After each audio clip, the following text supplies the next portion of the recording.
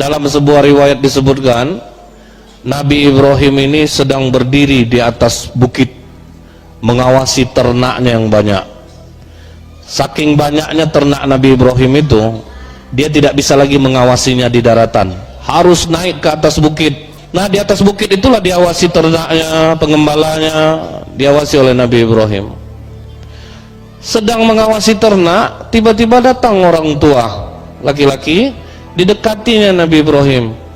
Wahai Tuan, ya, saya ini musafir yang kehabisan bekal. Bolehkah saya meminta 1 ekor ternak Tuan untuk bekal makan saya di jalan? Apa kata Nabi Ibrahim? Bapak cukup mengucapkan Subuhu Kudus Rabbuna wa Rabbul Malaikati Waruh 1 kali aja, ambil 1/3 ternak yang saya punya. Kaget bapak ini. Jadi Nabi Ibrahim itu kaya, tapi kekayaannya tidak masuk ke jantungnya, hanya sampai di genggaman saja. Nah, kemudian Nabi Ibrahim katakan lagi kepada bapak ini, kalau bapak ulangi sekali lagi Pak, udah Pak, ambil separuhnya aja ternak saya nih. Makin kagum bapak ini. Waduh, ini kaya tetapi kok dermawan banget ya, kok nggak ada hitung-hitungannya. Apa akhirnya, apa kata bapak ini? Ibrahim, sebenarnya aku ini adalah Jibril. Aku turun untuk mengujimu. Pantaskah engkau menjadi Khalilullah atau tidak? Pantas tidak kau menjadi teman dekat Allah?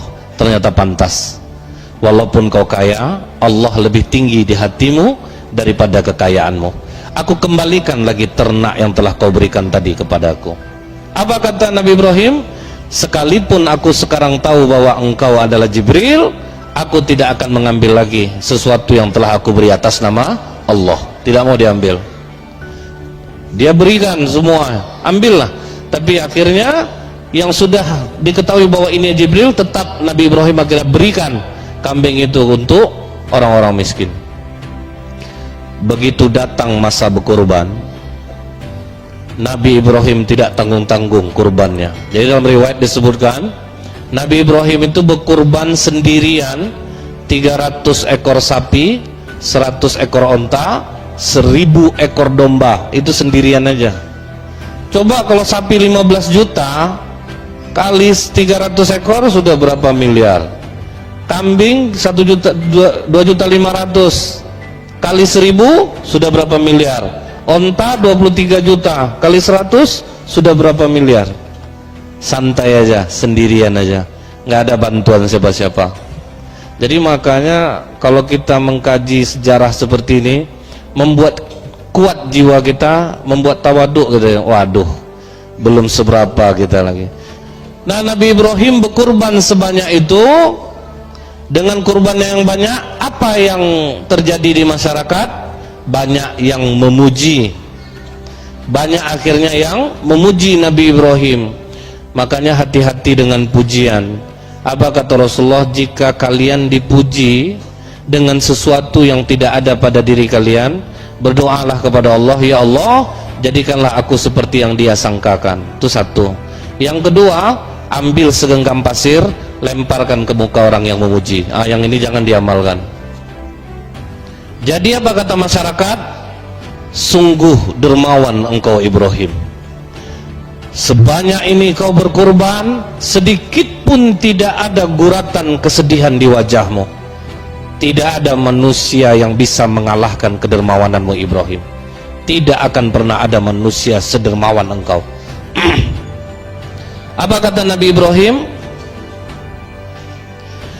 Kurban sebanyak ini belum seberapa bagiku. Kena ketika dipuji. Kurban sebanyak ini belum seberapa bagiku. Andaikan Allah mengaruniakan aku anak laki-laki, kemudian diperintahkan Allah aku menyembelihnya, aku menyembelih anakku itu untuk Allah. Kenapa Nabi Ibrahim berani ngomong seperti itu? Karena dia sudah yakin tidak akan punya anak. Umur sudah 86 tahun, tidak mungkin lagi punya anak. Makanya berani ngomong seperti itu.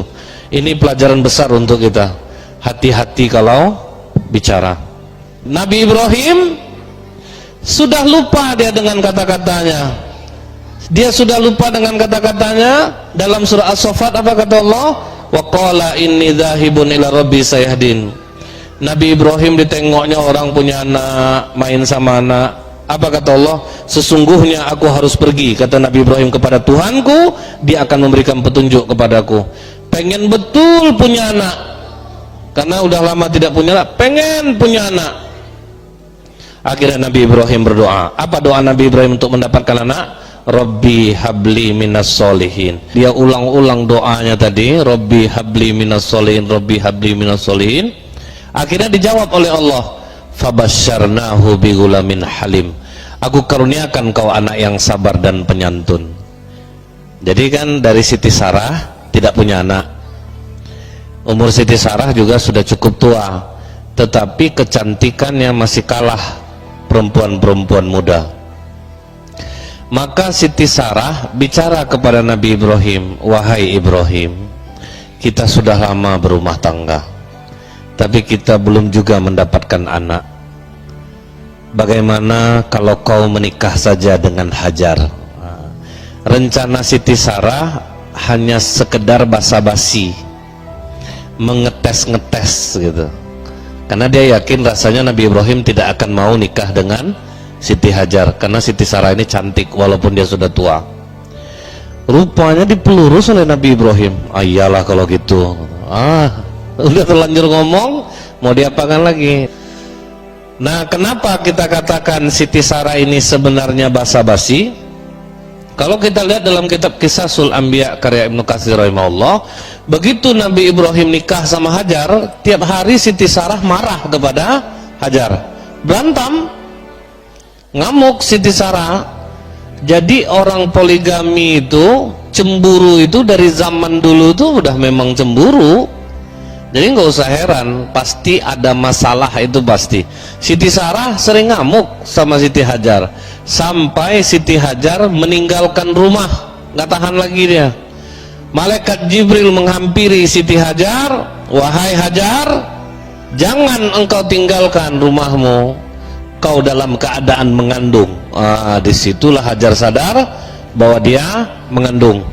Maka ditutupinya lah kandungnya dengan stagen. Jadi perempuan pertama yang menggunakan stagen perut itu adalah Siti Hajar. Cuman kandungan semakin lama semakin besar, tidak bisa ditutupi lagi. Akhirnya Siti Sarah pun tahu dan meradang. Pokoknya begitu lahir anak ini nanti, aku tidak ingin dia dan anaknya ada di dekatku, bawa dia pergi jauh-jauh. Ngamuk Siti Sarah. Begitu lahir Nabi Ismail, dalam keadaan merah-merah itu dibawalah jalan kaki oleh Siti Hajar dan Ibrahim dari Palestina menuju Mekah. Jadi sempat tidak berenak-enak hati. Jadi sempat berantem. Di dalam Al-Quran dikatakan Allah, falamma balagha ma'u sa'ya, maka ketika Nabi Ismail ini sudah berumur cukup, ada yang mengatakan 7 tahun, ada yang mengatakan 13 tahun, tanggal 8 Tarwiyah Nabi Ibrahim tidur di Mina. Waktu tidur itu datanglah mimpi, wahai Ibrahim, tunaikan nazarmu, sembelih anakmu sebagaimana yang pernah engkau ucapkan dulu. Tidak. Wah, tuh ya, tersentak, bangun. Ini pasti dari setan. Ini dari setan, tidak mungkin dari Allah. Tapi aku rasanya pernah ngomong seperti ini dulu. Dilihat Nabi Ismail kecil dipeluk oleh Nabi Ibrahim. Sambil menangis, tertetes air mata sang ayah ke tubuh anaknya. Nabi Ismail pun terbangun. Ayah, kenapa kau menangis? Tidaklah, ayah sangat mencintaimu. Dipeluk oleh Nabi Ibrahim. Ini pasti mimpi buruk, mimpi dari setan. Tanggal 9 Nabi Ibrahim pindah tidur ke Arafah. Di Arafah datang lagi mimpi yang serupa. Kali ini Nabi Ibrahim bangun, langsung dia meyakinkan dirinya, ini mimpi dari Allah, akan aku sembelih anakku. Jadi berani ngomong, tanggung jawab Allah segalanya.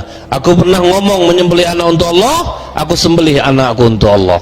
Tanggal 10 Zulhijjah Apa kata Nabi Ibrahim kepada Hajar? Wahai Hajar, mandikan anak kita ini bersih-bersih, beri dia wewangian, beri dia pakaian baru, karena aku hendak membawanya bertemu dengan Allah. Jadi sejarah pakaian baru itu adalah hari raya Idul Adha. Sambil menunggu anak dimandikan, Nabi Ibrahim mengasah pisau sampai tajam. Pisau sudah serasa tajam, anak sudah selesai dimandikan, beri wewangian, kasih pakaian, maka anak ini dibawa jalan menuju Mina. Di saat itulah iblis goncang, langsung broadcast, rapat mendadak, share, ngumpul iblis semuanya. Ada yang nggak pakai baju jadinya tersangkut sini, ngapa apa nih buru-buru kali ini? Kita nih ada proyek besar. Apa proyek besarnya? Kalian ingat? Kita dulu gagal merayu Nabi Ayub. Jangan sampai gagal kita merayu Ibrahim, agar jangan dia sembelih anak kandungnya sendiri. Siap? Siap Tuhan. Tapi bagaimana caranya Tuhan? Kalian dekati Hajar, karena kalau seorang ibu tahu dia anaknya akan disembelih, pasti dia ngamuk. Maka iblis menjelma menjadi manusia, mendekati Hajar. Hajar, ya, tahukah kau mau dibawa kemana anakmu Ismail? Ya, anakku hendak dibawa bertemu dengan Allah. Bohong Hajar. Bohong gimana? Kau tidak nampak tadi suami kau megang pisau? Nampak. Tahu kau guna pisau itu untuk apa? Tidak tahu. Memangnya untuk apa? Dia akan menyembelih anakmu Hajar. Tidak. Bohong kalian. Tidak mungkin seorang ayah akan menyembelih anaknya. Tapi katanya dari Allah Hajar. Apa? Dari Allah? Kalau Allah yang memintanya, jangankan leher anakku Ismail, leher aku pun aku mau kalau Allah memintanya. Itu istri solehah, carilah yang macam ini. Tapi tidak ada lagi, itu stok terakhir, nggak ada lagi. Jadi iblis berpindah kepada Ibrahim, dia menjelma jadi manusia. Ibrahim, mau kemana? Aku mau nyembelih anakku. Kenapa disembelih anakmu? Aku dulu pernah ngomong, kalau Allah meminta anakku, akan kusembelih anakku untuk Allah. Jadi aku sekarang mau menyembelihnya. Udahlah Ibrahim, minta ampun aja lah kepada Allah. Allah itu kan maha pengampun. Tidak, bukan itu masalahnya.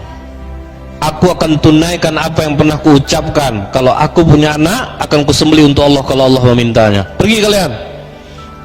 Kalah iblis. Udah Ismail nih, coba kita rayu. Ismail kan masih kecil. Ismail, mau kemana? Mau apa? Dibawa ayahku bertemu dengan Allah. Bertemu dengan Allah? Iya, ayahku yang mengatakannya. Bohong Ismail. Kau lihat ayahmu megang pisau? Iya, aku melihatnya. Kenapa? Kata ayahmu, dia diperintahkan oleh Allah. Oh, Allah yang memerintah ayahku. Dia ambil Nabi Ismail, beberapa butir batu, dilemparnya iblis yang menjelma dari manusia ini. Buta mata kirinya, kena matanya. Itulah sejarah melontar jumroh, dilempar. Sampai di Mina, baru Nabi Ibrahim jujur kepada anaknya. Ini yang diabadikan oleh Allah di dalam surah As-Saffat ayat 102. Apa kata Allah di sini? Kata Nabi Ibrahim kepada Nabi Ismail, wahai anakku, di dalam tidur ayah bermimpi, nak. Ayah diperintahkan Allah untuk membunuhmu, menyembelihmu. Bagaimana menurut pendapatmu, nak? Jadi dia ajaknya anaknya dialog. Apa jawaban Nabi Ismail? Jangan ragu ayah. Laksanakan apa yang diperintahkan Allah kepadamu. Insya Allah kau akan mendapatiku sebagai anak yang sabar. Akhirnya apa kata Allah sini? Falamma aslama wa tallahu lil jabin. Mereka sudah bersepakat untuk melaksanakan penyembelihan itu. Maka Nabi Ismail kecil ini berpesan dia kepada ayahnya, wahai ayah, ikatlah kedua tangan dan kakiku ayah, agar aku tidak bergerak-gerak yang nanti akan merepotkan ayah ketika menyembelih aku. Baik nak. akan ayah ikat engkau. Telungkupkan mukaku ke bumi ayah, agar jangan terhibah hatimu ketika menyembelih aku. Baik nak, tajamkan pisaumu ayah, agar jangan terlalu lama aku merasakan sakitnya mati. Tolong angkat bajumu ayah, agar jangan terkena percikan darahku yang membuat berkurang pahalaku di sisi Allah. Setelah penyembelihan ini ayah, bawa bajuku pulang, sampaikan salamku kepada ibu. Bersabarlah dalam menjalankan perintah Allah. Jangan kau memandang anak-anak sebayaku ayah, agar jangan engkau terkenang akan aku. Wah, tuh dahsyat enggak tuh. Setelah itu Nabi Ibrahim mengikat tangan dan kaki anaknya. Setelah diikat, ditelungkupkan ke bumi. Saat itulah dalam riwayat disebutkan seluruh malaikat di langit tertunduk. Kemudian apa kata Allah? Lihat hambaku Ibrahim, dia lebih mendahulukan ridhoku daripada kasih sayangnya kepada anak kandungnya sendiri. Itu yang membuat malaikat tertunduk. Maka Nabi Ibrahim pun mulai menggorok leher anaknya dengan keras. Gak ada jejak sama sekali, gak termakan pakai pisau yang sudah tajam itu. Bingung Nabi Ibrahim, aneh, rasanya pisau ini udah tajam, dicobakan ke kayu, putus kayu, masa leher enggak? Karena Nabi Ismail terlalu lama menunduk di bawah, dia berkata kepada ayahnya, wahai ayah, ada apa? Kenapa lama sekali? Entahlah nak, pisau ini sudah tajam tapi tidak mampu menggorok lehermu. Ayah, mungkin Allah mengira aku tidak ikhlas dengan diikat seperti ini ayah. Mungkin Allah mengira aku terpaksa ayah. Coba buka ikatanku ayah, ulangi sekali lagi. Oh, tidak zat. Nah, Nabi Ismail disembelih yang kedua, tetap tidak mempan, tetap tidak ada mau digorok lehernya. Kemudian Nabi Ibrahim mengulang kembali. Apa kata Allah? Wa nadainahu ayya Ibrahim qad sadaqta ru'ya. Ibrahim telah melaksanakan mimpinya. Wahai Jibril, ambil kambing Habil di surga, gantikan leher Ismail. Pengorbanan yang ikhlas Habil tadi diambil, diganti leher Ismail. Begitu disembelih sudah berdarah, ditengok yang tersembelih rupanya kambing. Kok jadi kambing Ismail nih? Rupanya pas Nabi Ibrahim membelok ke belakang, dilihatnya Nabi Ismail dalam keadaan segar bugar. Langsung dipeluk oleh Nabi Ibrahim. Allahu Akbar, Allahu Akbar, Allahu Akbar. Inilah sejarah takbir itu, ungkapan kegembiraan seorang ayah, dia tidak jadi kehilangan anaknya. Nah, inilah pelajaran berharga bagi kita. Kalau sempatlah waktu itu, kata Ibnu Abbas, penyembelihan Ismail ini terjadi, maka setiap anak laki-laki akan dikorbankan di saat dia umur 7 atau 13 tahun. Tidak ada kita nih, karena diganti-gantikan nanti itu 1 tahun hidup laki-laki, 1 tahun dimatikan. Jadi itu ngeri ya. Terjadi seperti zaman Fir'aun ketika memberantas Bani Israel, 1 tahun dihidupkan, 1 tahun dimatikan, nanti diundi itu. Nah, jadi kalau sempat itu terjadi penyembelihan, semua kita kena. Sampailah kurban ini kepada ayah kandung Rasulullah SAW. Jadi apa kata Abdul Muttalib, kakek Rasulullah? Kalau sempat lahir anak aku yang ke-10 laki-laki, aku akan sembelih lehernya. Rupanya yang keluar 10 laki-laki, diundi nama anak, keluarlah nama Abdullah, ayah Nabi. Jadi rencana ayah Nabi itu mau disembelih oleh bapaknya. Pergilah dia ke dukun. Waktu itu orang jahiliyah sukanya ke dukun. Mbak dukun, aku sayang sama anak aku nih, aku pernah mengucapkan akan menyembelihnya. Bagaimana ini? Oh, tukar aja gini, 10 ekor onta dengan dia, diundi, mana yang keluar? Kalau sempat nama dia yang keluar, tambah 10 lagi.